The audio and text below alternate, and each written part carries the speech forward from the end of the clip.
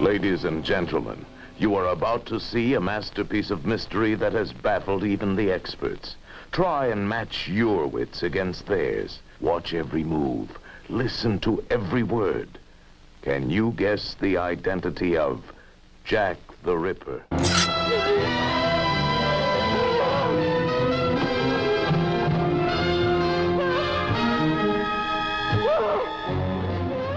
Jack the Ripper, a serial killer who murdered 5 women in Victorian London, is the archetypal villain we don't know. His attacks were swift, savage, and seemingly motiveless. And because he escaped capture, his crimes are the ultimate cold cases. They have attracted more scholarly investigation and amateur comment than any series of murders in history.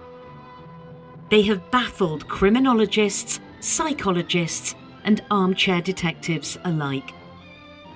And now, inspired by a book linking the murders to satanic worship, the Psycho Killer team presents a special investigation into some of the most disturbing claims ever made about the sinister figure who, for 70 days in 1888, terrorised the women of the East End.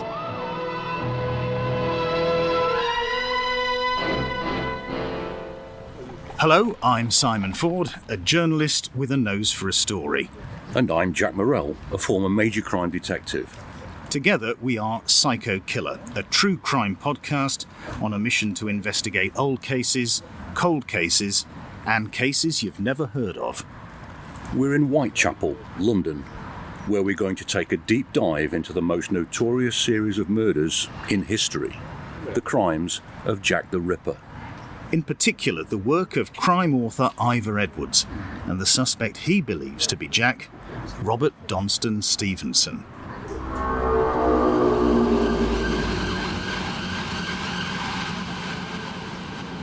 Now, I like nothing more than a rummage in a second-hand bookstore, and that's how I came across a copy of Jack the Ripper's Black Magic Rituals.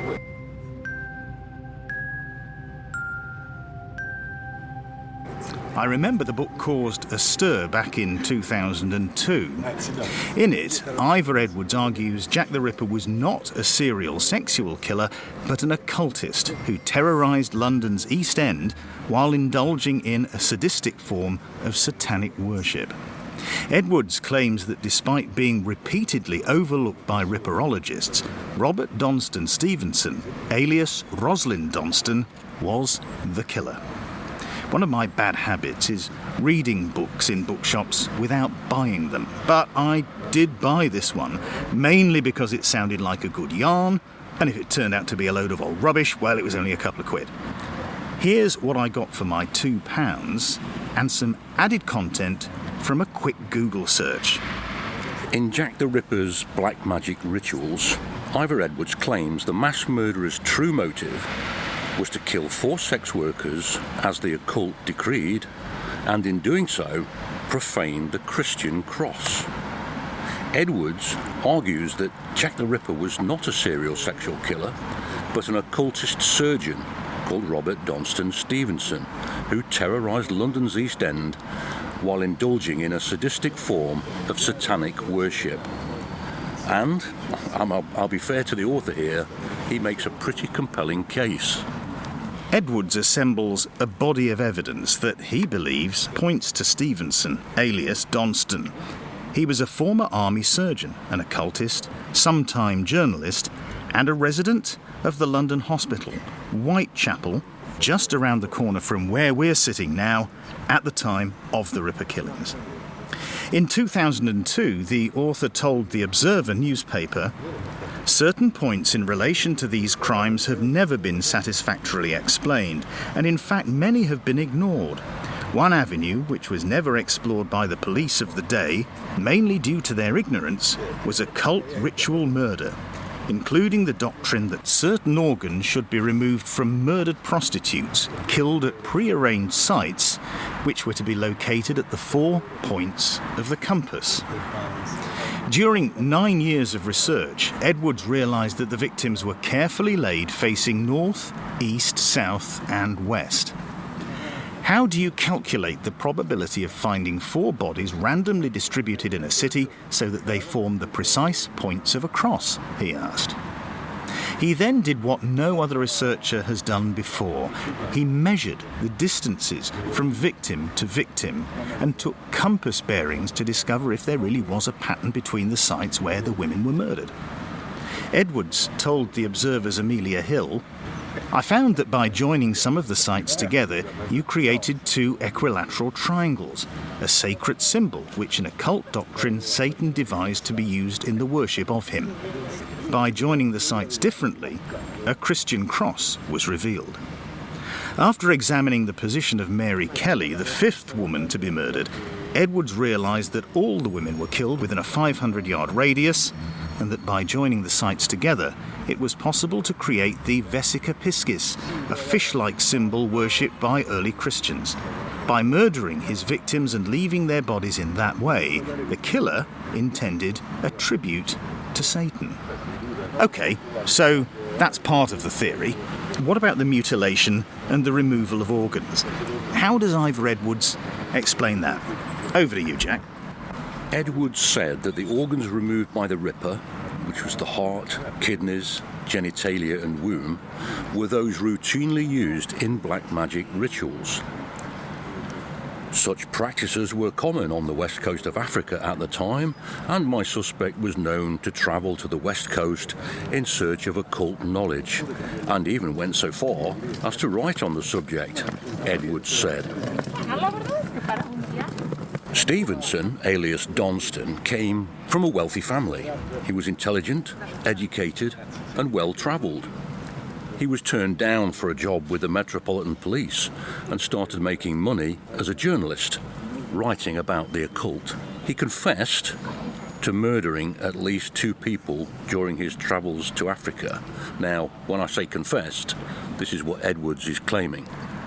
Yes, according to Edwards, Stevenson spent a month planning the murders with such precision that the police were unable to trace him, and despite partial admissions that led 4 friends to report him as a likely suspect to the police, he remained at large, writing long articles exhibiting intimate knowledge of the murders to the Pall Mall Gazette. He was arrested and questioned twice in connection with the Ripper killings, but was released without charge on both occasions. In 1904, Stevenson published a book, The Patristic Gospels, which continued to explore his obsession with the world of black magic, but after that he was never heard of again. No record of his death has ever been found. Now that's a cliffhanger ending, isn't it? Da, da, da! Well, yeah, it is, Simon, but yeah, we'll come on to that later, I think, okay? Now, I'm sceptical by nature about a lot of things, but there is a vein of solid research running through Jack the Ripper's black magic rituals that belies the sensational, trashy title. 9 years of research went into the book, and what hooked me wasn't the whys and wherefores of Donston's proposed occult motive. It was that Edwards demonstrates the Ripper suspect had proximity and opportunity, and that the murders echoed the Brantingham model of crime site selection. First published in 1978, Canadian criminologists Patricia and Paul Brantingham did a work that showed that offenders don't strike randomly. Instead, they look for targets or victims inside their so-called awareness space. The awareness space is usually within the visual range of the individual's activity space, whether that be work, home, shops, markets, the park and routes between them. Now, serial killers are described as hunters. They stay close to their prey and they have to evade those hunting them. At first, they tend to strike close to home on familiar territory, with the best chance of making a clean getaway. They stray further afield as they get bolder. Peter Sutcliffe, the Yorkshire Ripper, behaved in just this way. A better understanding of the spatial behaviour of serial killers can help the police. Strategies resulting from geographic profiling include prioritising suspects for follow-up by the area, boosting psychological profiles with information on offender movement, concentrating patrols on a particular location, and searches of computer databases by address or postcode, something which obviously couldn't have taken place in 1888. After reading a few dozen pages of Ivor Edwards' book, I could see that the Ripper murders happened within a demarcated zone around the old London Hospital, now called the Royal London Hospital, on Whitechapel Road. And the sirens that you can hear right now are going down modern Whitechapel Road. It's just a stone's throw from the hospital. Was this coincidence, correlation, or, with me being a journalist, a bit of confirmation bias? What do you reckon, Jack? Well, as I said, it's a compelling case that Edwards puts forward. This guy, Donston, he's certainly a person of interest. But, as we mentioned before, there's a big difference between a person of interest and a suspect, particularly in the way the police now categorise people that they're interested in. Now let's just think about this area back then. It was a melting pot of the most highest density housing. There were people from all over Europe, a high proportion of Jews. So we've got Jews from Hungary, from all over Europe, and we've got a lot of Irish in the area as well. It's where people came on their first visit to London to try and settle and to work, and it was chronically overcrowded. And this Whitechapel High Street or Whitechapel Road was the main thoroughfare. So where the London Hospital was, it's a very, very busy road, and it's a city that doesn't sleep. You know, Brick Lane was more central to the area. People have heard of Brick Lane, Petticoat-Lane Market. You know, there's a lot of trading activity, a lot of people living cheek by jowl, and it's a melting pot.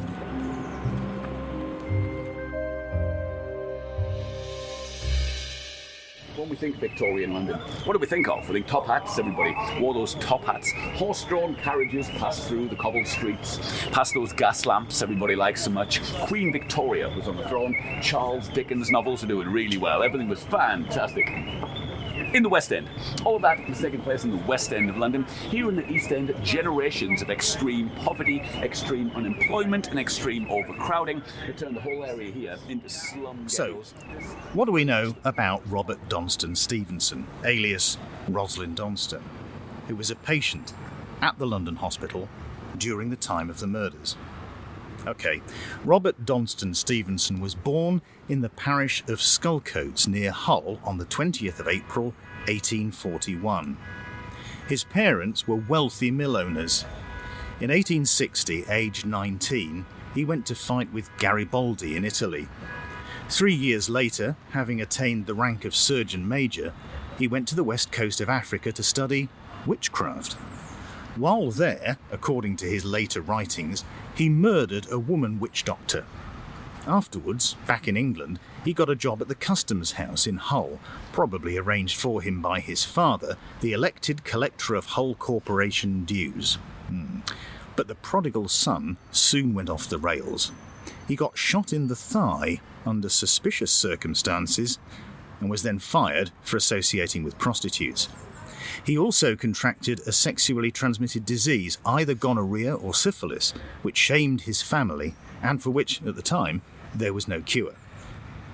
Stevenson moved to London in 1869. In 1876, he married Anne Deary, his mother's serving girl, using the name Rosalind Donston Stevenson. The disgrace was so great that his family cut him off without a penny. The 1881 census shows the couple living at 10 Hollingsworth Street North. The census states that he's an MD, though not practising, but working as a scientific writer. The last record of Anne Deary is in 1886. In May 1887, 6 portions of a woman's body were found floating in the Thames and the Regent's Canal. The corpse was unidentifiable, but Dr. Edwin Calloway supposed that it was dissected with a knife and a saw by someone with knowledge of the human body. The head was missing. and they never found Anne Deary's death certificate. So, Jack, is it a step too far to suggest, based on this circumstantial evidence, that Donston murdered his wife? He murdered Anne Deary. Yes, it is a step too far.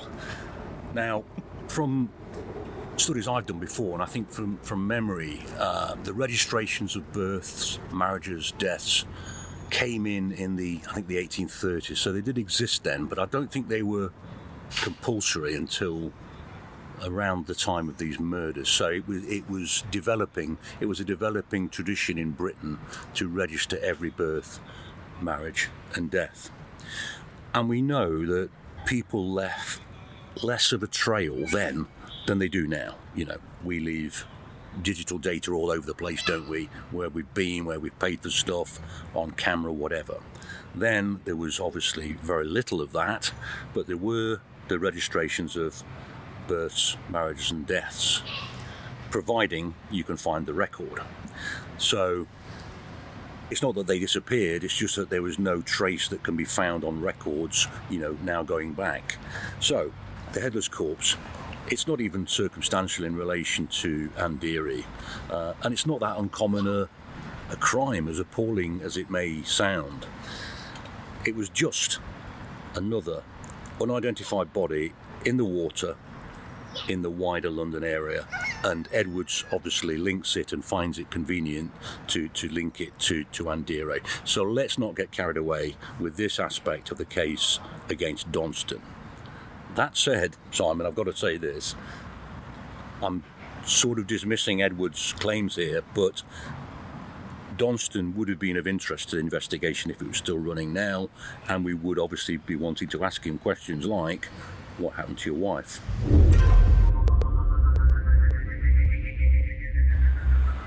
In 1888, soon after his wife's disappearance, Donston moved to the Cricketers Inn in Brighton, where Ivor Edwards claims Donston planned the Whitechapel murders. Prostitutes frequented the Cricketers, and Donston was known to use prostitutes for sex. While Donston was in Brighton, one Edmund Gurney was found dead in strange circumstances at the Royal Albion Hotel. That's about a quarter of a mile from the Cricketers Inn. The day after the inquest on Gurney, Donston left Brighton, took the train to London and signed into the Royal London Hospital, Whitechapel, on the 26th of July 1888. And according to Edwards, this was to put the plan into action. Donston was admitted with neurasthenia. This complaint was easy to fake. The symptoms are sleeplessness, tension and excitability. Treatment consisted of plenty of rest, fresh air, a light diet and no stimulants. Ivor Edwards poses the question, why would a man suffering from a complaint that requires nothing more than a rest cure move from a renowned health resort by the sea to a dirty, acrid, polluted, smog-ridden, rat-infested area like Whitechapel? The author suggests Donston faked his illness for the sole purpose of gaining entry to the London hospital. This is, of course, speculation. Nevertheless, Donston spent 134 days in the hospital, and his stay spanned the period of the 5 canonical Ripper murders. Ivor Edwards provides several reasons why the London hospital suited Donston's purpose. First of all, it gave him a base from where he could prey on vulnerable women. It provided an alibi that could be backed up by staff, and as a private patient, according to Ivor Edwards, Donston would be able to come and go as he pleased. This is something which is contested, but for now we shall take Ivor Edwards at his word. And unlike today, hospital patients in 1888 wore their own clothes. So Donston would be able to blend in with the crowd. He would be able to observe the habits of street prostitutes, and he would be able to observe the comings and goings of the police, and crucially, note the time of their patrols.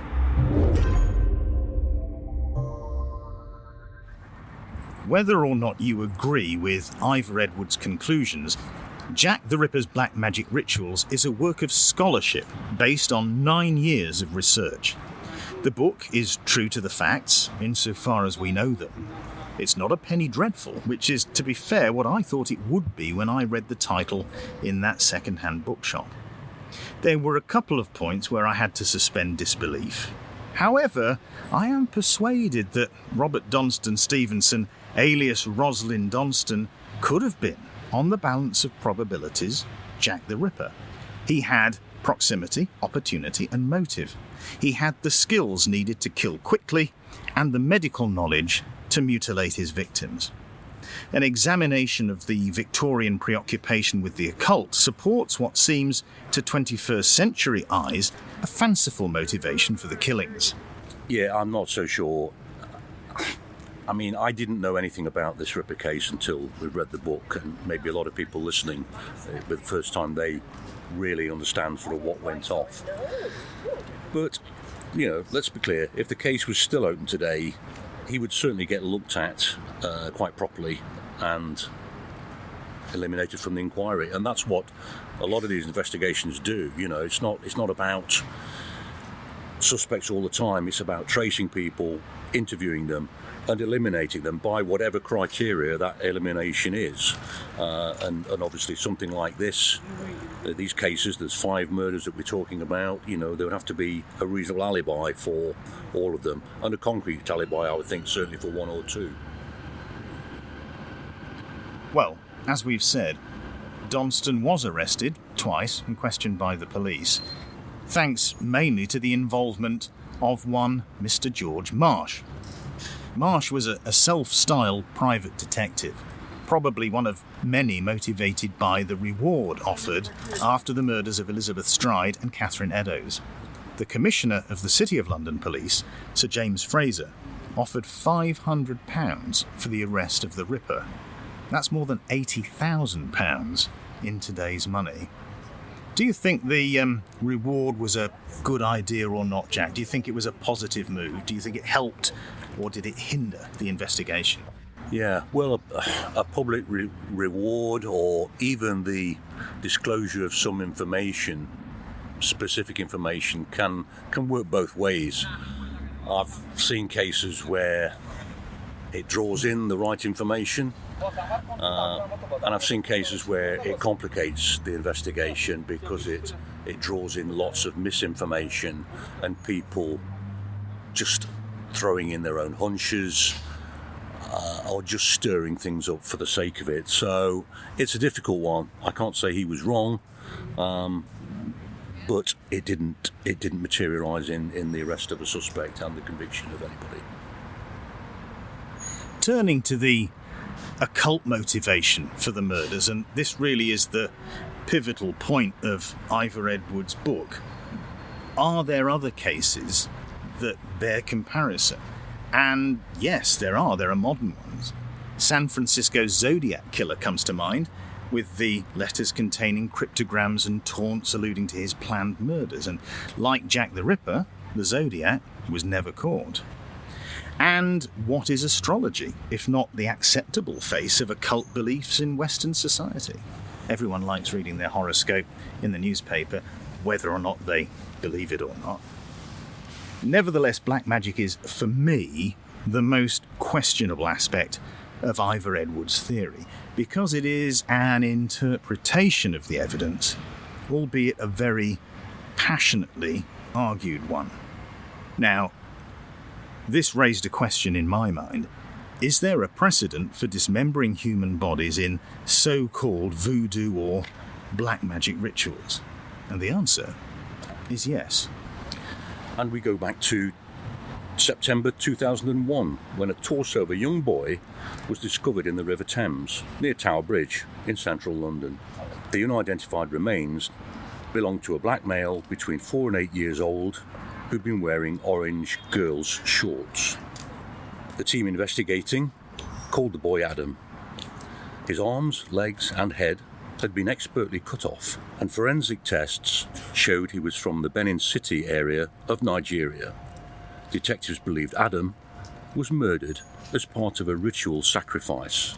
20 years later, a tip-off led BBC News to Joyce Osagiede, a Nigerian who in 2002 was living in Glasgow.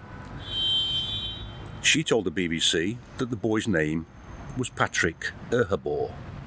She claimed to have looked after him in Germany before he was trafficked to the UK. A bogus asylum seeker, Kingsley Ojo, was investigated by the police, but detectives couldn't establish a link between him and the Adam case. Kingsley Ojo was deported to Nigeria. There is no evidence he was involved in the murder or that he knew what would happen to the boy. To date, no one has been charged with the murder. Now, looking at the Adam case, we can make an educated guess that West African ritual killings involving dismemberment have happened in the UK as recently as 2001.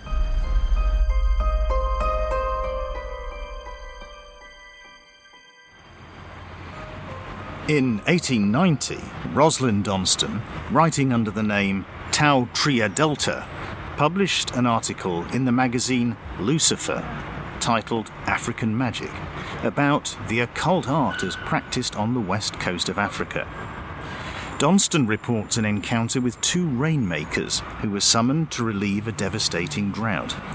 According to the article, the rainmakers commenced a series of incantations, after which the sky grew darker and darker, and in a few more seconds developed into a black cloud, which soon overspread the heavens. In a moment, a vivid flash was seen, and the deluge that fell from that cloud, which had now spread completely overhead, was something to be remembered. For 2 days and nights that torrent poured down, and seemed as if it would wash everything out of the ground. Donston explains how he befriended the rainmakers, who took him into their confidence and performed various feats of magic. They levitated, floated through the walls of their hut, conjured apparitions from the fire, and drew venomous snakes from their mouths. This nighttime encounter came to a head in an unbelievable display. Wielding knives, they chanted and danced around the fire until they were in a trance, before each began slashing his naked body on arms, chest and thighs until they were streaming with blood and covered with gashes. Then the old man took both the knives and anointed the blades with some evil-smelling grease, and stroked the young man's body all over with the blade that had done the injuries. In a few minutes' time, the young man arose, and there was not the slightest trace of wound or scar on his skin. He then performed the same good offices on the old man, with the same effect. Within 10 minutes afterwards, they were both laid on their mats in a sweet and quiet sleep. Now, Donston was adamant that what he saw was real, unlike the magic tricks and parlour games beloved of Victorian audiences, of which he writes, "The spectator does not really see what he fancies he sees. His mind is simply impressed by the operator, and the effect is produced. But in African magic, on the contrary, there is no impression. The observer does really and actually see what is taking place. The force employed by the African necromancers is not psychological action, but demonosophy." Interestingly, Donston distances himself from demonosophy, described incidentally as a spiritual path learning from demons, and one of several pseudo-religions to spring up in the 19th century. What we think of as an age of reason, of scientific and technological process, and great leaps forward in the understanding of the universe, was also a time of spiritual revival. Sects and cults thrived in Europe and America, blending conventional religious beliefs with the occult. Seances were fashionable. Queen Victoria used a medium to communicate with the spirit of Prince Albert. And in the age of the telegraph, was it so fanciful to believe that it was possible to communicate with the departed through the ether? We need to take a step back and accept these Victorians for what they were, people looking for answers in a period of inexplicably rapid change. Donston subscribed to this ideology, or, to follow Ivor Edwards' analysis, the parts that suited his purpose. That purpose was to wreak ritual violence and terror on the women of the East End of London. You're listening to Psycho Killer, the true crime podcast for connoisseurs like you. We're coming to you from Jack the Ripper's Manor, Whitechapel in London. Jack and I are talking about the book Jack the Ripper's Black Magic Rituals by Ivor Edwards. OK, let's just temper that dramatic claim of wreaking ritual violence and terror on the women of East London by Donston. Now, several researchers and writers have dismissed Donston as a suspect. Michael Newton, for instance, in his 2006 Encyclopedia of Serial Killers, says he had no evidence to link to the crimes.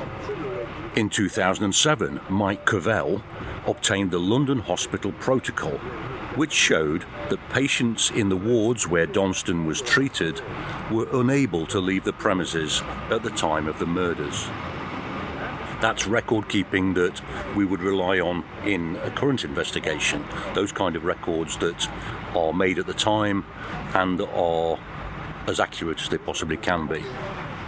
In short, Donston couldn't have left the hospital, committed murder and returned without staff being aware.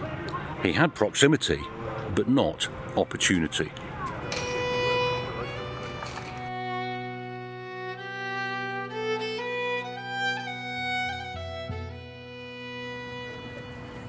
I'm sat on Wentworth Street at the junction with Goulston-street in Whitechapel. This street actually is known probably more famously as Petticoat-lane, where traders sell all kind of wares, fashion goods, and have done for centuries. Goulston-street, we'll talk about later, but is very relevant to the Ripper story. But let's get to know what the story's about. Between Friday the 31st of August and Friday the 9th of November 1888, a serial killer known as Jack the Ripper murdered 5 women in the slums of the East End of London. These women shared several characteristics. They were homeless or lived with the threat of eviction. They drank excessively. Many were addicted to alcohol, specifically gin, and they sold sex to survive, like thousands of other women living in poverty in the East End of London. They were derided as shilling shags by those more fortunate than them, although, of course, the men who did call them that were also likely to pay them for those services. Attacks against women were so common in the East End at this time that opinions vary about how many were killed by the same perpetrator.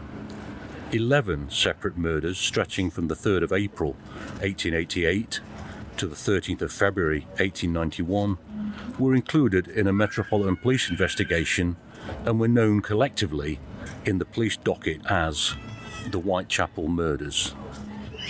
However, the canonical 5, as they were known, share the hallmarks of the Ripper's modus operandi. The canonical 5 Ripper victims are Mary-Ann-Nichols, Annie-Chapman, Elizabeth Stride, Catherine-Eddowes, and Mary Jane Kelly. To quote the author, Hallie Rubenhold, the victims of Jack the Ripper were never just prostitutes. They were daughters, wives, mothers, sisters, and lovers. They came from Fleet Street, Knightsbridge, Wolverhampton, Sweden, and Wales. They wrote ballads, ran coffee houses, and lived on country estates. They were women. They were human beings. Rubenhold's book, The 5, The Untold Lives of the Women Killed by Jack the Ripper, challenges the accepted view of the 5 canonical victims. It's also a reminder of what happens when people stop caring about the most vulnerable members of society. The Ripper was brutal and systematic.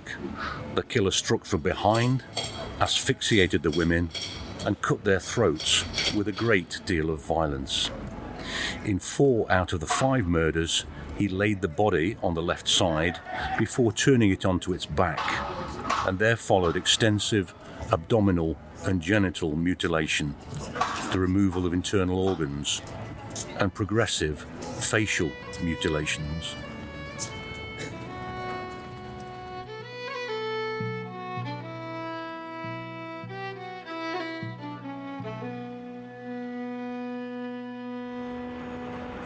We've come now to Christchurch, Spitalfields, which is the Wren Church overlooking the site of the former meat market at Spitalfields. And we're in the Garden of Rest, just taking a moment to consider the women who were murdered by Jack the Ripper.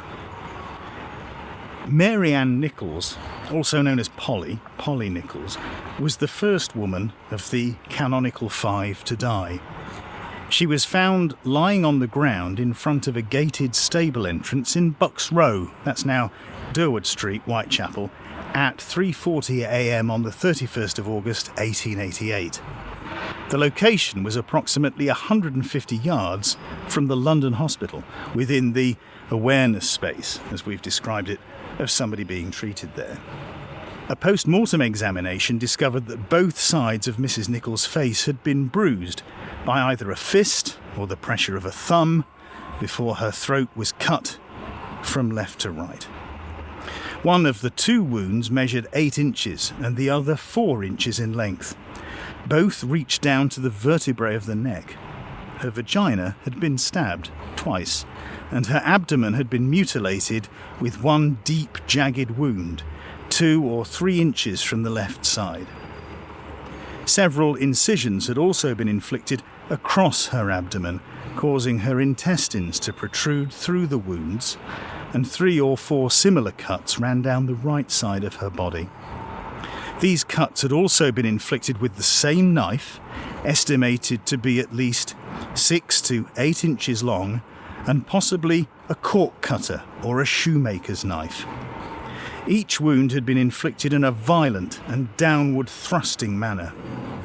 The doctor who attended Llewellyn further also noted that he believed the murderer possessed some anatomical knowledge, but no organs were missing. Llewellyn estimated the injuries would have taken 4 to 5 minutes to complete, and also expressed his surprise at the small amount of blood at the crime scene, about enough to fill 2 large wine glasses, or a half pint at the outside. He believed Mrs. Nichols had been facing her attacker when he'd held his hand across her mouth before cutting her throat. Death would have been instantaneous, and all her abdominal injuries, which would have taken less than 5 minutes to perform, were made by the murderer after she was dead. Llewellyn was able to determine this fact because wounds inflicted to an individual's body after death don't result in blood spattering and may not result in an extensive amount of blood loss from the body. Ivor Edwards draws several conclusions from the murder of Mary-Ann-Nichols to support his theory that Donston was the killer. First, the scene of the crime was a secluded location within easy reach of the London hospital, assuming that this was his bolt hole. Second, the apparent anatomical knowledge suggested a doctor or a surgeon, specifically one who was able to work quickly in the dark, which tallied with Donston's rank as Surgeon Major in Garibaldi's Republican Army. And third, the attacker deliberately asphyxiated Mrs. Nichols before he cut her throat, so he wouldn't be covered in blood when he made his escape. Jack, we know detectives put forward hypotheses in cases like this. How do you think this hypothesis would have been received in the incident room? Okay, I've worked in many incident rooms, and every detective or every member of staff at those briefings is always encouraged to come forward with ideas. The senior investigating officer would encourage this because, not all ideas come from rank. It would be a brainstorming session to open up lines of inquiry. This case at the moment is an isolated case, okay? It's what we call a runner because the suspect is not immediately identified and the procedures start to kick in. The officers, the investigators need a snapshot of who was around the area at the time. Okay? The pathologist, they give their opinion, but they would tend to have an open mind about various things. Key witnesses. We're aware of Ellen Holland being a key witness to this, a friend of this girl. She was on her beat an hour before. Who did she see? Who did she speak to? The 2 police officers who were in and around the area. Who did they see? Who did they speak to? and then the house-to-house. Now, the house-to-house projects on every inquiry would start from around that scene, and the London Hospital would be included in this. We're aware that there's about 300 beds there. There's a workhouse nearby as well. That project would be to find out who was there on the night, whether it was residents or staff. And then we get into the elimination criteria, tracing, interviewing, eliminating people, not necessarily suspects. And then we get to the elimination criteria. We need to trace, interview, and eliminate people from the investigation. Not necessarily suspects, but people who we need to check out. We need to establish their alibis. So it's systematic, it's methodical, it's recorded. Just circling back to the police activity at the time, at 3:15 a.m, Police Constable Neil passed the spot where the body would be found and nothing was amiss. At 3:30 a.m, a local woman, Harriet Lilly, said she heard gasps and moans and woke her husband, but they couldn't see anything outside. At 3:45 a.m, PC Neil came back that way and found the body of Mary-Ann-Nichols. Now, Ivor Edwards believes the killer simply checked the police beat times and he was one step ahead. He timed the attack when he knew there wouldn't be a policeman nearby for a quarter of an hour. Does that sound like a reasonable explanation? Yeah, there's been a lot made of this, and we can come on to reliability of witnesses, including police officers, later. But Victorian society was regimented and governed around the time, around the clock. These police beats, they would be in possession of what? A whistle, a lamp, a notebook, a truncheon, and they would have some kind of supervision to ensure their welfare. Trains ran like clockwork. These were very busy streets at all hours, and police officers on foot would be a common sight. Equally, anyone up to no good would need to have an awareness of police officers, but it would not normally need planning, as the police patrols would not be as precisely timed as those trains running along the district line.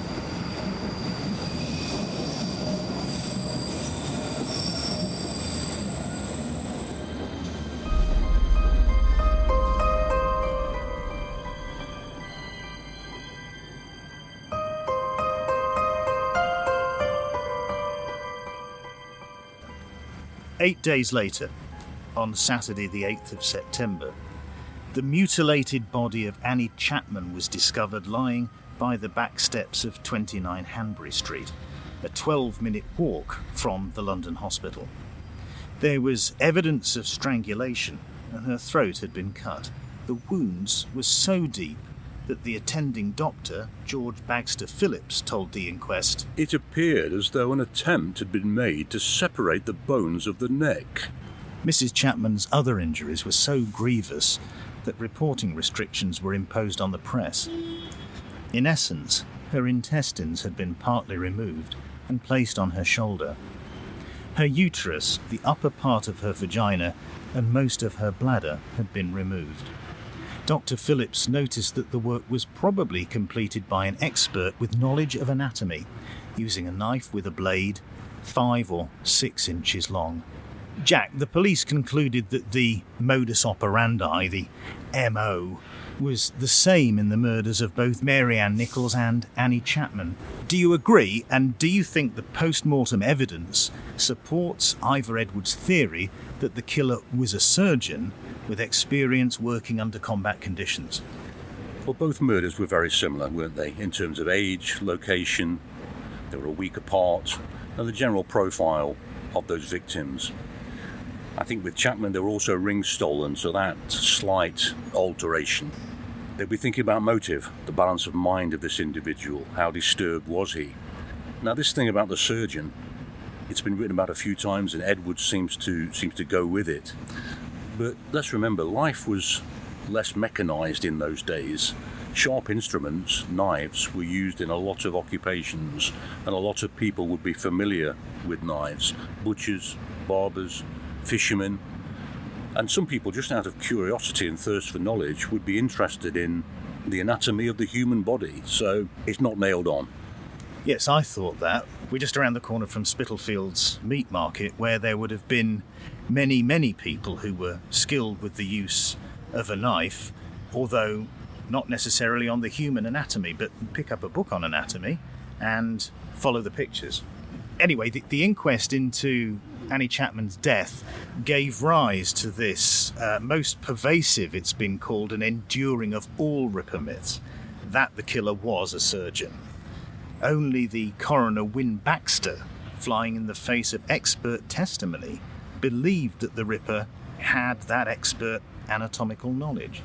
He based this on the supposition that the killer was hunting for uteri to sell to an unknown American. So we're looking at the view of one man, the coroner Win Baxter, which has come down through history as accepted truth.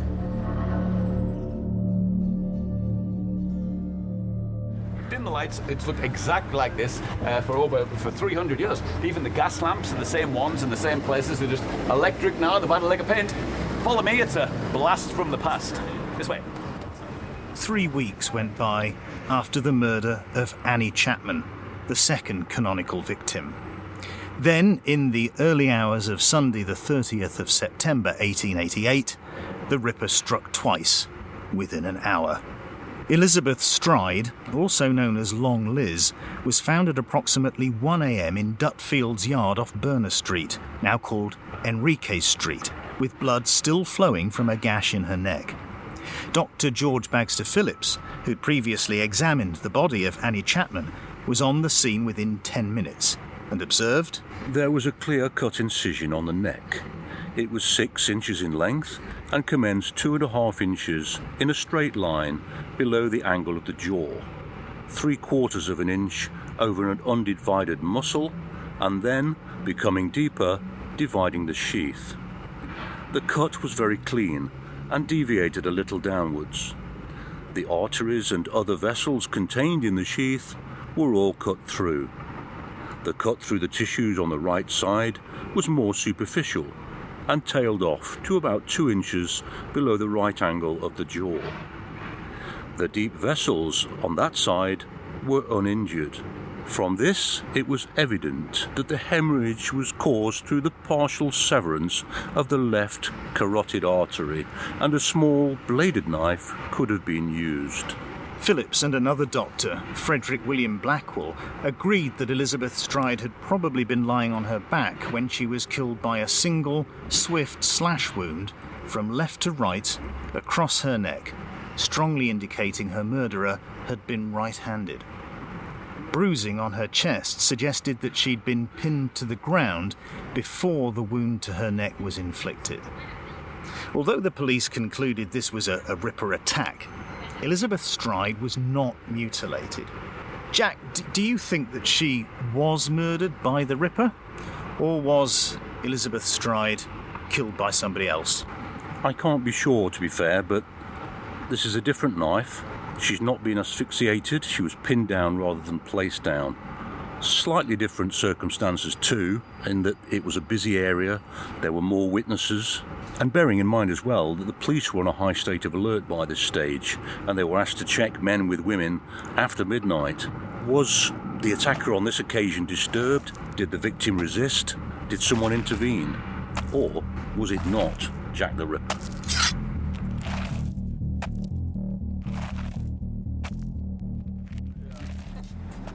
Alright guys, this is Mitre-Square. Now the story of what happened here, the mystery of Mitre-Square, the murder of Catherine-Eddowes, the story begins at 1:30 that morning. It's now 30 minutes since somebody killed Elizabeth Stride. The police are pouring into Burner Street, but unaware of any of that, a policeman comes strolling by, a PC Edward Watkins. He comes walking along Leadenhall Street at the back. The events of the early morning of Sunday the 30th of September were far from over.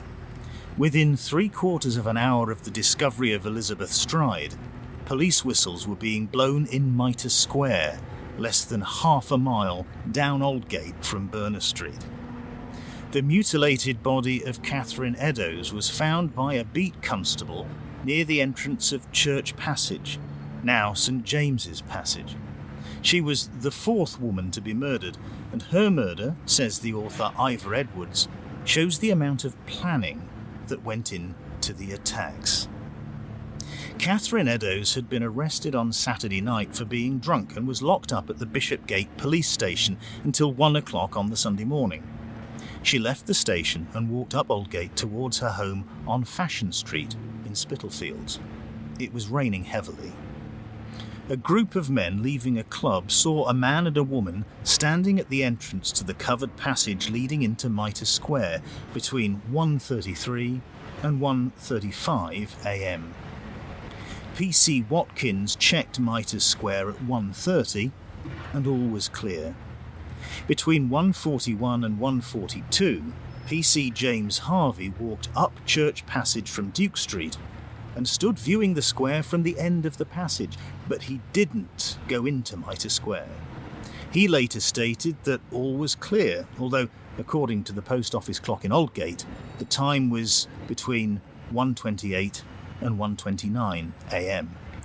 At 1:44 a.m, PC Watkins again entered the square from the Mitre Street entrance and found the body. He stated it wasn't there when he last checked the square on his beat at 1:30. Catherine-Eddowes had been asphyxiated, standing up, placed on her left side and her throat cut twice from left to right. The killer was behind her at this point. He then rolled her onto her back to mutilate her. Ivor Edwards concludes that the killer had observed police activity in Mitre-Square and murdered Catherine-Eddowes in the gap between two beat patrols, and there was a regular and frequent police presence in the area. Even accounting for the time discrepancy in PC Harvey's account, there were only 5 minutes between police patrols. Allowing time to get away, the killer would have had maybe 2 minutes to murder Catherine-Eddowes and mutilate her body. What do you make of this, Jack? How likely is it in your view that the killer planned the attack? Do you think he was a planner, or was he an opportunist? Well, what do we actually mean by planning? You know, there's detailed planning, meticulous planning, and there's coming up with an idea on a particular time and location. Now, let's be honest, if he'd just killed a short time before, then any planning has gone out the window, surely. He must have been in a highly disturbed state of mind or arousal. Maybe the bungled killing of Elizabeth Stride an hour before had increased his hatred for these ladies of the night. And let's go back to those police patrols. These police officers are patrolling a relatively small area on a regular basis. And it depends on what their task is as to how diligent they're going to be looking and investigating things. You know, this is the middle of the night, it's raining, they've probably got their hood up and their cloak on. You know, they're not particularly engaged with what's going off around them. You know, it's quite difficult conditions, and to be fair, those streets and passageways are very, very dark. The picture on the left is Catherine-Eddowes on the back of the ambulance as she arrived at the mortuary. The picture on the right, it's a bit pixelated, that one, is after the post-mortem had taken place. Now, something I think is particularly disturbing about this picture on the right in particular, if you ignore the injuries and the violence and whatnot, obviously Dr. Brown has re-stitched that injury up the front there. Something I think is particularly disturbing about that picture is how emaciated and thin she looks. It's like these people weren't high-class escorts running around the East End making a fortune, living the high life. These people were forced into a dire situation to avoid starving to death in the streets. It's every bit as nasty as Ted Bundy or Peter Catherine-Eddowes' face was extensively mutilated. The killer went for her eyes in particular.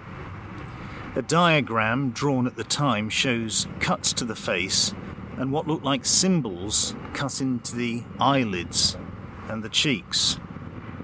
Her intestines were placed over her right shoulder. A piece about 2 feet long was detached and seemingly placed deliberately between her torso and her left arm. There was no sign of a struggle and very little blood, indicating she died from asphyxiation before her throat was cut. There was no sign of sexual assault either. Body parts, including the left kidney and the womb, were missing, and a portion of Catherine-Eddowes' apron was missing. Now, bearing in mind the killer committed murder, extensively and systematically mutilated the body, and got away in the few minutes between police patrols. I'll ask you again, Jack, was this a premeditated attack? I don't think so. There's a lot of variables here. The killer has a desire to kill and mutilate women, but exactly where and when, it's up to him. There's always going to be another opportunity for him. Each case should still be looked at, though, separately and to the same standard. Yes, there's a pattern emerging. You know, this individual clearly is depraved and he's very controlled in what he's doing, but I don't think there's that much premeditation. Okay, accepted. Now, heavy-duty linen aprons, like the one worn by Catherine-Eddowes, were made to take the wear and tear of manual work. So the piece would have been cut off rather than just ripped off. The fact she was wearing an apron also indicates to me that she was engaged in some kind of work or occupation other than, as well as, prostitution. She spent her days hawking goods or doing domestic work as a charwoman, and we know she'd been hot-picking in Kent that September. Such was a poor woman's life in the Victorian East End, surviving by whatever means necessary: seasonal labour, charring, sex work, or, as in Mrs. Eddowes' case, all three. The mutilation of Catherine-Eddowes' body and the removal of her left kidney and part of her womb were very similar to the atrocities acted out on Annie-Chapman. Now, Jack, do serial killers in your experience have a signature? And are you satisfied that Jack the Ripper left this signature on both Annie-Chapman and Catherine-Eddowes? Okay, I mean, the idea that serial killers have signatures, it tends to come in sort of Hollywood films, doesn't it? But if you look at this case, there's an escalation in what this individual is doing if it's the same person. There's not really a distinct similarity between those injuries, but they are escalating. He's getting more and more vicious in those mutilations. And the police response as well is becoming more and more fraught, I suspect, and the patrols are clearly aware of what's been going off. This killer, I mean, was he satisfying a sexual motive, but not necessarily sexual gratification? But whatever the killer's lifestyle, these cases were the talk of the town, and everybody knew little bits of detail.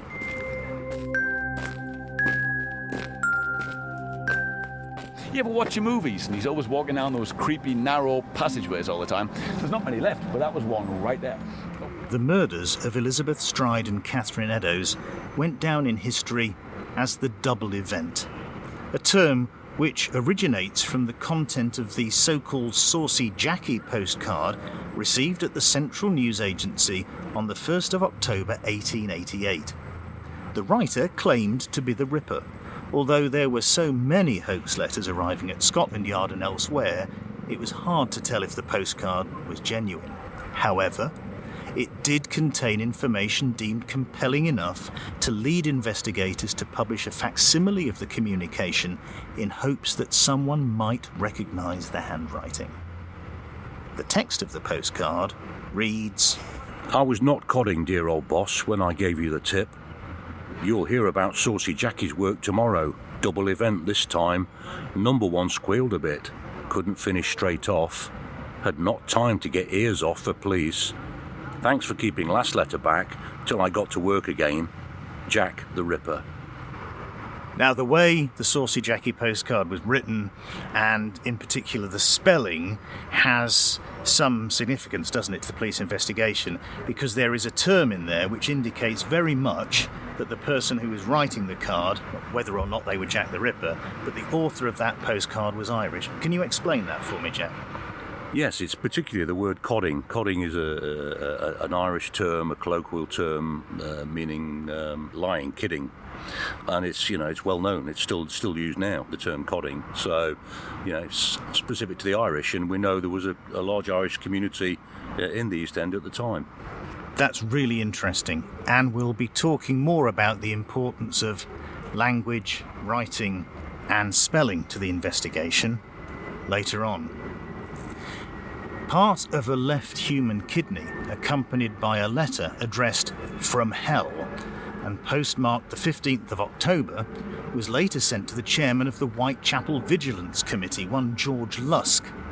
The author of this letter claimed the section of kidney was from Catherine-Eddowes, whose left kidney, you'll remember, had been removed, and the author said he'd fried and eaten the other half. Most experts, however, don't believe this kidney originated from Catherine-Eddowes' body. In his report to the Home Office, Chief Inspector Donald Swanson wrote, "Similar kidneys might and could be obtained from any dead person upon whom a post-mortem has been made for any cause, by students or dissecting room porter." Jack, do you think the police were wrong to write this off as a hoax? It's never good to write letters off as a hoax. They all need considering and investigating in their own right, and then parking. Store it, wait and see what happens. The thing is, it's publicity that's key in this. If there is publicity, and some of them are because they went to a news agency first, then the media circus has already got the first handle on it, and that's when it can become dangerous. And while we're on the subject of correspondence, another letter addressed to the boss arrived at the Central News Agency on Thursday the 27th of September. It was dated Tuesday the 25th, 6 days before the murders of Elizabeth Stride and Catherine-Eddowes. The so-called Dear Boss letter mocked the investigators and alluded to future murders. The writers signed themselves Jack the Ripper, and they've been known by that name ever since. I'll read a bit here. It says, "Dear boss, I keep on hearing the police have caught me, but it won't fix me just yet. I have laughed when they look so clever and talk about being on the right track." He says he's down on whores. Shan't quit ripping them until he does get buckled. "My knife is so nice and sharp. I want to get back to work right away if I get a chance. Good luck. Yours truly, Jack the Ripper." The writer claimed to have kept some blood from an earlier murder and was hoping to write in blood instead of ink, but the blood had gone thick like glue, so he couldn't use it. The writer also said, "The next job I do, I shall clip the ladies' ears off and send them to the police." A couple of things here, Jack. What's actually the value of the Saucy Jackie postcard and the Dear Boss letter to the investigation? What would you do with them? And I suppose all the other correspondence that was dismissed as being from cranks. Well, the higher the profile of the case, the higher the number of hoax letters are going to be coming in. There has to be a method to how they're dealt with, preserve them as evidence, investigate them in terms of postmark, handwriting, etc., categorise them in terms of what they're saying, and compare with others. But they need to be managed, as I've already stressed, confidentially wherever possible. If the letter is giving nothing away other than what is already public knowledge that the people know about, facts that are widely known, then you have to be really careful about whether they're genuine. And I can recall a case that we dealt with. It was a 25-year-old unsolved murder where a letter had been sent claiming to be from the killer and making some challenges to the police. That was considered very carefully, and the experts who looked at it believed that it was probably a hoax because there was nothing in it that was not widely known within the community. I was amazed that when the offender was caught through DNA 25 years later, the first thing that was linked to him was a fingerprint on that letter. So they could never be completely dismissed, but it's how you manage and investigate them on their own. I realised that her left kidney and her entire womb were missing. Whoever the killer was, he'd ripped them from inside her and taken them with him. He'd also taken nearly half of a white apron she was wearing. It had been torn from her at the crime scene here, covered in blood, and he'd taken that with him too. But it's the missing part. Let's return to the early hours of Sunday the 30th of September, because the Metropolitan Police were to face another challenge, and one which constituted a threat to public order. The story of Catherine-Eddowes' murder is far from over. At exactly 2:55 a.m, an hour and 19 minutes after the body was found, PC Long discovered the missing piece of her apron, stained with blood and faeces, at Goulston-Street. Chalked above the apron piece, on a door jamb, was a message that read, "The Jews are the men that will not be blamed for nothing." "The Jews are the men that will not be blamed for nothing." The word Jews was spelt Juwes, and it is this message, known as the Goulston-Street graffito, which Ivor Edwards claims provides more evidence that Rosalind Donston was Jack the Ripper. Why? Because he wrote to the City of London police to clarify the true meaning of the message. The only person who knew the true meaning and spelling of the message was, if you follow this hypothesis, the killer himself. The letter was sent from the London hospital on the 16th of October 1888. It suggests that the spelling of Jews is not phonetic as the newspapers suggested. It was instead the French spelling of Jews, juives, Juives, in a cursive script with the dot missing from the letter I. We followed the instructions and you can see the result on our website, psycho-killer.co. Regardless of the spelling, the Goulston-Street graffito was an attempt to blame the East End's Jewish community for the murders. From 1881 onwards, Jews began arriving in the East End in increasing numbers.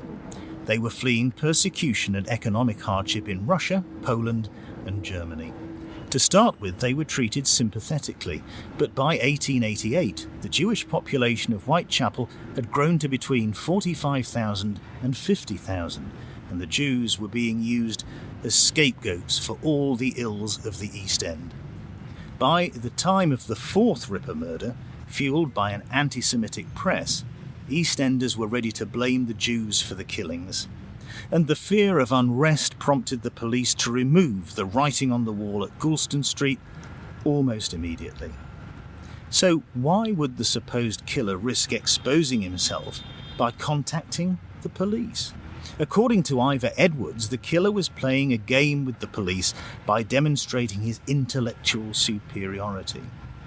Edwards cites Jeffrey Bloomfield, an American investigator specialist, who wrote, "The problem with being in the position of Jack the Ripper, if you were an egomaniac, was that you had one of the greatest secrets of the world in your pocket, but you could not reveal it to anyone."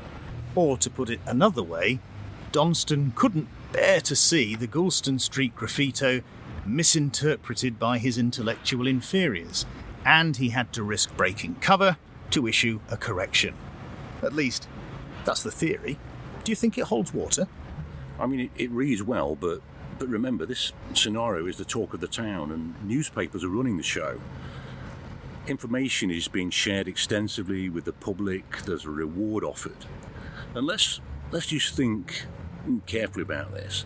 If that writing on the wall was done by the man who just killed a woman in the most depraved circumstances, whatever his cultural background, would he be in the frame of mind to deliberately misspell a word on that graffiti? A hasty scrawl on a wall in chalk is not the same as a carefully written letter. Here's an example of a killer revealing himself in a carefully written letter. Only a few years after the Ripper murders, in 1892, Dr. Neil Cream revealed himself as the Lambeth poisoner through his blackmail letters. Not only did the police quickly determine the innocence of other people who'd been accused, but the killer divulged information only he could have known. Cream was convicted of 3 murders, attempted murder, and extortion, and was hanged for his crimes. According to what people say, Cream called out, "I am Jack the..." as the trapdoor opened and he plunged into eternity. But that's another story. What intrigues me about the Goulston-Street graffito and Donston's letter to the police is that he assumes the message was in script, i.e. joined up writing, rather than separate letters. The message as copied by the police appears in script, but there are no photographs. The police washed off the writing before daybreak, instead of waiting just an hour until it was light enough to take a picture of it. The senior officer at the scene, Superintendent Arnold, did so because of the strong feeling which has been excited against the Jews, and the fact that in a short time there would be a large concourse of people in the streets. And having before me the report that if it was left there, the house was likely to be wrecked, in which form my observation entirely concurred, I considered it desirable to obliterate the writing at once, having taken a copy of which I enclose a duplicate. So the record of the Goulston-Street graffito is Superintendent Arnold's handwritten note, which may or may not have been an accurate record of the writing as it appeared on the wall. Since the message was obliterated before the public saw it, why was Donston so confident it was written in script and not in separate letters or block capitals? Did he know something the police didn't? And, more to the point, if he did the police follow it up?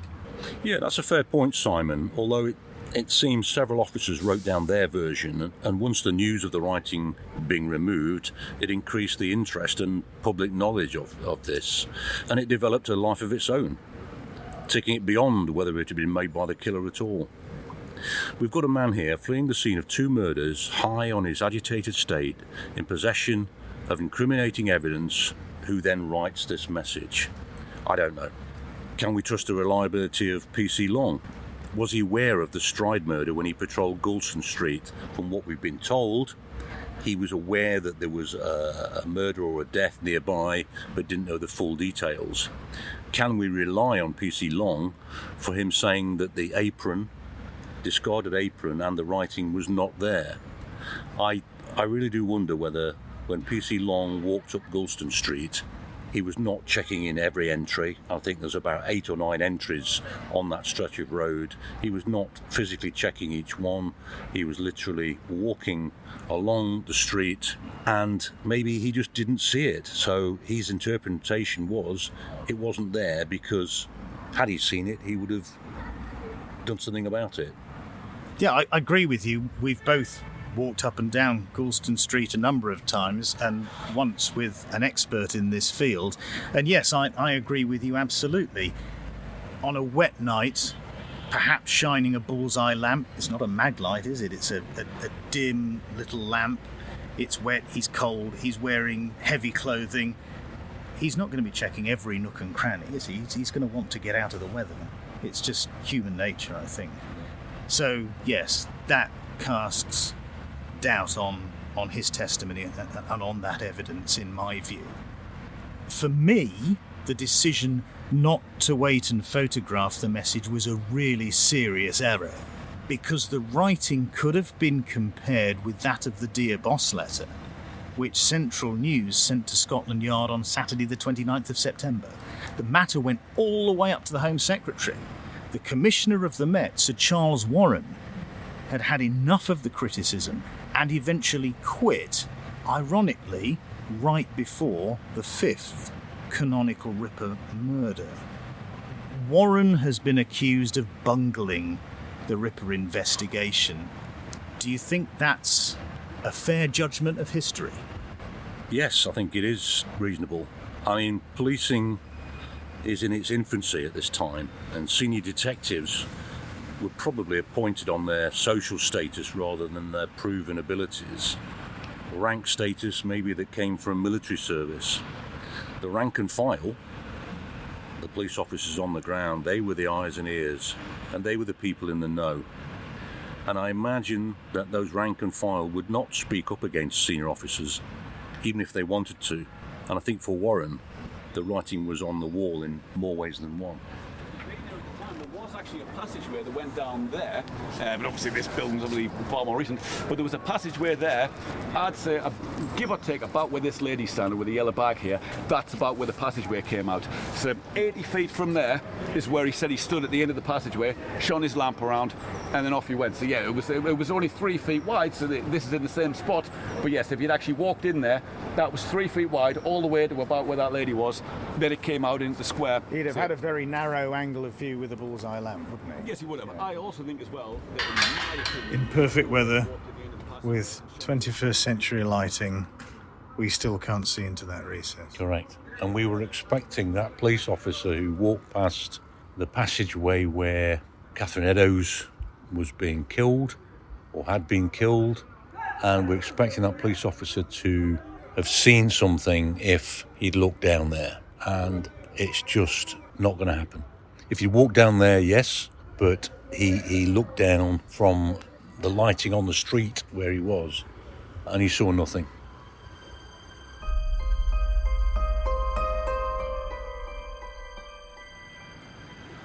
You're listening to Psycho Killer, coming to you from Jack the Ripper's manor, Whitechapel in London. Jack Morrell and I are talking about the book Jack the Ripper's Black Magic Rituals by Ivor Edwards.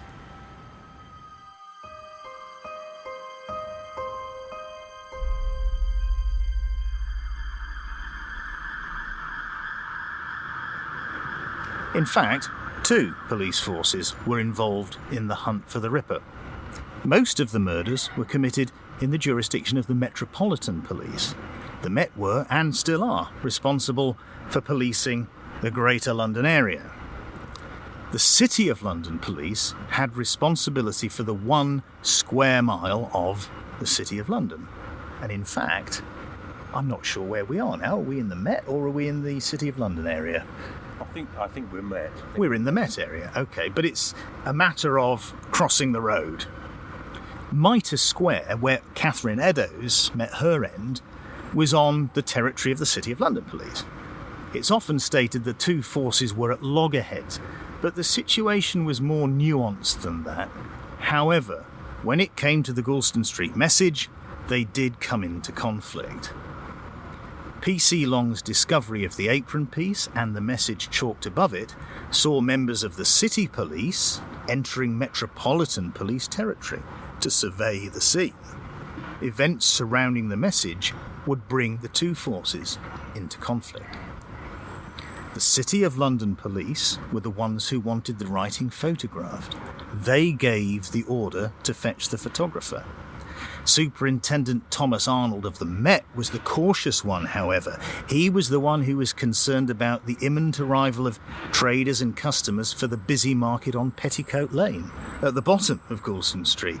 He thought that it would increase the risk of further inflaming anti-Jewish feelings if it was left there too long. And so, somebody went and got a sponge and a bucket and washed it off. What do you think, Jack? Was this 2 police forces failing to communicate, or 2 police forces deadly rivals? To be fair, the decision to erase the writing on the wall was a public order decision taken from the perspective of what we would now say a local area commander. It was made, though, in conjunction with the SIO. The interest from the City of London wasn't the problem here. It was the practical solutions of Superintendent Arnold and Warren that fell short, I suppose. From a modern major crime perspective, those kind of decisions made in the first few hours of a murder are crucial. Let's focus on the writing on the wall. Now, that is part of the crime scene because there's discarded evidence beneath it on the ground. And it should be preserved. If that means sealing it off, then so be it. Make a cordon, start it wide, then reduce it. And I'm sorry, those traders on the Petticoat-Lane market would just have to adjust to accommodate that. Jack, are we in the right place, do you think? Is this where Dorset Street ran, according to the guide? Absolutely, yeah. It's across the middle of this courtyard, this square in the middle of this huge modern office building. More than a month went by before the next murder attributed to the Ripper. And we're now at the location of that crime. It was on Dorset Street, Although now we're sat where Dorset Street was and we're in a square inside a modern glass business, office, apartment structure, one of those modern buildings that we see throughout the world. Very impressive, but what lies beneath is something that London has never forgotten. Mary Jane Kelly was known in Whitechapel by various names.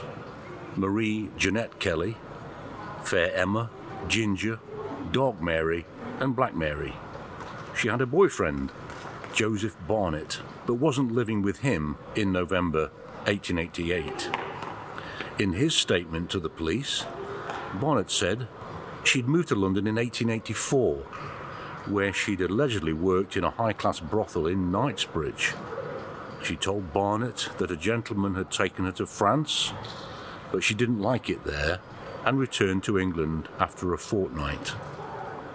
She then lived with a man called Morganstone before moving to Spitalfields, which was where she met Barnett.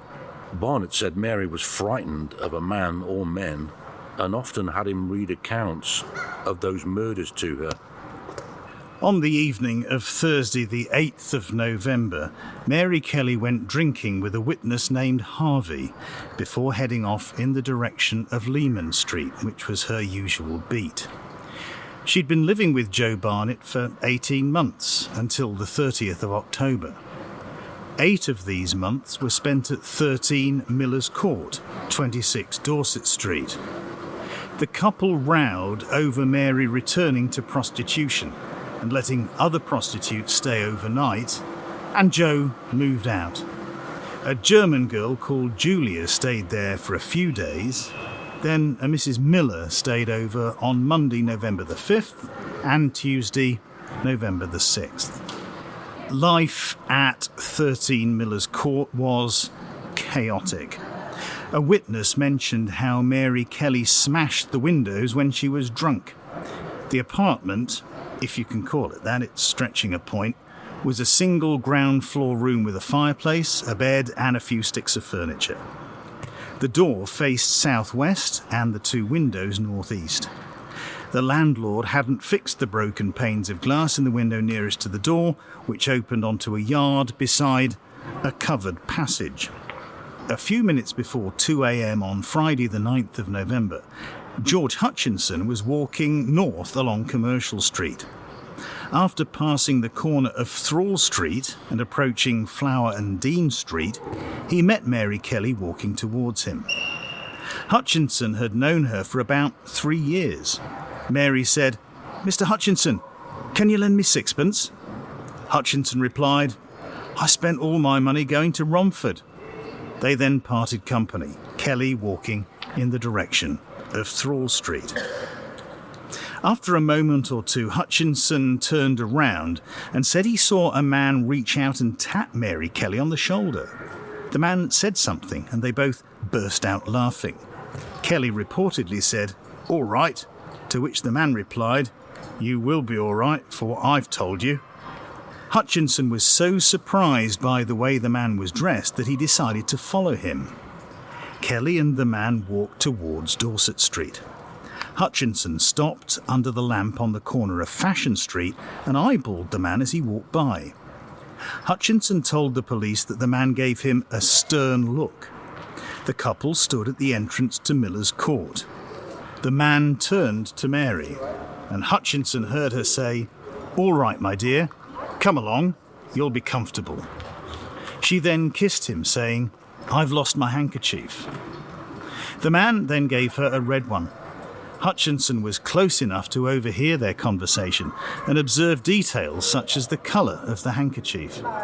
He was therefore able to give the police an excellent description of the man with Mary Kelly.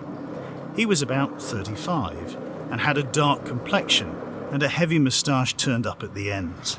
He had bushy eyebrows over dark eyes and was wearing a long, dark coat trimmed with astrakhan fur. There was a soft felt wide-brimmed hat on his head. He wore a white collar and a black tie fixed with a horseshoe pin. Dark spats, light button overboots and a massive gold chain showing in his waistcoat. He was carrying a parcel of American oilcloth in his left hand, tied with a strap. This is a remarkably detailed description. Jack, what do you make of the man with Mary Kelly?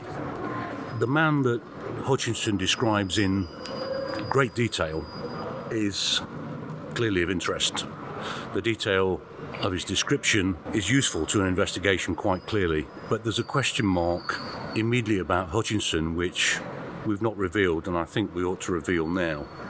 That Hutchinson, for all his interest in Mary and the man that she was with, he actually comes up with this story after her inquest, when another witness is clearly describing him, Hutchinson, showing a lot of interest in what Mary was doing. So it's only then that he begins to describe what he saw. So immediately we're thinking, Mr. Hutchinson, how reliable is he? Is he playing to the crowd, etc., etc.? That's the danger of witnesses when they get carried away with a story.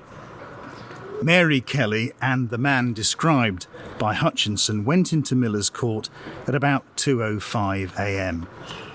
Mary-Ann-Nichols of 5 Miller's Court also saw Mary Kelly with a man she described as about 36 years old, 5'5", with a blotchy complexion and a thick, carroty moustache. He was also wearing a dark overcoat with a black felt hat, but Cox described his appearance as shabby. She said, "Good night," to Mary, who was apparently so drunk she could barely answer. Cox heard Mary singing shortly afterwards. Mary-Ann-Nichols left the court again between 1 and 3 a.m, 15 minutes after Hutchinson had left the scene, and all was quiet with no sign of a light or a fire in room 13. 2 witnesses, Sarah Lewis and Elizabeth Prater, stated that they heard a cry of "murder" come from the direction of Kelly's room between 3:30 and 4 a.m. Prater lived above number 13. At 7:30 a.m, Catherine Pickett knocked on Kelly's door to ask if she could borrow her shawl, but there was no answer and she left. At 10:45 a.m, Thomas Bowyer came to collect the rent. There was no reply when he knocked on the door, so he went to the window with the 2 broken panes of glass. He put his hand through and carefully pulled back the muslin. Horrified, Bowyer rushed to fetch his boss, John McCarthy, who told the police, "The sight I saw, I cannot drive from my mind. It looked more like the work of a devil than a man. I'd heard a great deal about the Whitechapel murders, but I declare to God I never expected to see such a sight as this. The whole scene is more than I can describe. I hope I may never see such a sight as this again." So, what exactly was this horrifying sight? It was 1:30 in the afternoon before the police gained access by breaking down the door to number 13 Miller's Court. Mary Kelly had been murdered and disemboweled on her bed. Her intestines and internal organs had been removed and arranged around and under her body. She was partly dismembered. Her breasts had been cut off, her face mutilated beyond recognition. Dr. Thomas Bond, who examined Mary's body, noted that her heart had been stolen. It was never found, and the heart wasn't the only piece of evidence to go missing. The post-mortem report disappeared and was returned to Scotland Yard anonymously in 1987. Only then did it become clear that the Ripper had been in room 13 Miller's Court for hours rather than minutes. He'd attacked Mary Kelly as she slept, at first trying to strangle her, but she woke, cried out for help, and scrabbled into the top corner of the bed nearest the wall, trying to protect herself with the bedclothes. The killer then forced her body into the corner and slashed her throat so deeply that the blade notched 2 of the vertebrae in her neck. Once she was dead, the mutilation started. So we're going to have to move now. Do you want to take the chair? This is private property to which the public are granted conditional access. And thanks, guys. Those guys are doing their job. And yeah, they don't want us here recording this. We're breaking the conditions of public access. So we're leaving the scene now of what was once upon a time Dorset Street. Her feet were pointing towards the square. She was lying on her back, but her head had been turned to the left. She was facing this way to the back of the house. This is exactly where the body was lying. But in a modern investigation, they would refer to what happened here as displaying an escalated level of violence. Jack, the murder of Mary Kelly was excessively violent. The mutilation was extreme. As a former major crime detective, what's your analysis? Possibly it comes across that way, but it may have just been the circumstances of the opportunity presented by finding Mary in her bedsit. Now, Eddowes, the murder of Catherine-Eddowes, was an escalation, and now Kelly is the ultimate in mutilation and rage. Now, I looked at, I think it was a case from Sweden. There was some research done recently. It was about mutilation of victims in murder cases. And the offenders were quite clearly described as, or found to have had educational and mental health problems in childhood, inpatient mental health contacts. They were self-destructive, and schizophrenia was a common theme. But interestingly, mutilation bore no significant association with psychopathy or substance abuse. Now, I only mention this because this would steer us away from the psychopath that Donston clearly was, in terms of his substance abuse and his other behaviour, which could be certainly considered to be psychopathic. So, there we are.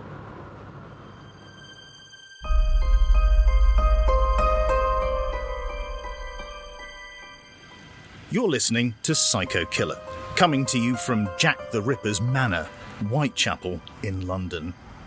Jack Morrell and I are talking about the book Jack the Ripper's Black Magic Rituals by Ivor Edwards.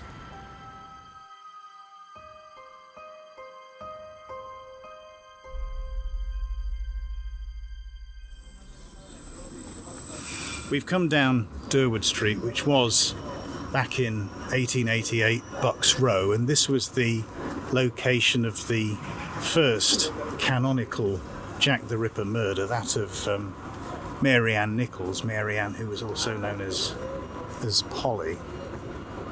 What do you make of the location, Jack, in relation to the other murder sites? Well, having just walked it from Brick Lane, which I regard as sort of the centre point, it's further from Brick Lane than mitre-square is, I'm sure. So it's quite a long, it's what seems quite a long way out. When I say a long way out, it's, maybe 15, 20 minutes walk rather than 10 or 12. So, it's not a huge difference. And as we're looking from, we're looking over the, I think it's the District Line underground railway, and we're looking, straight at the London Hospital across the road. So, we go back to Edwards' claim about Donston, one of the 300 patients there at the time. It's very, very close. And then things moved further towards the City of London to the areas that we've already been describing.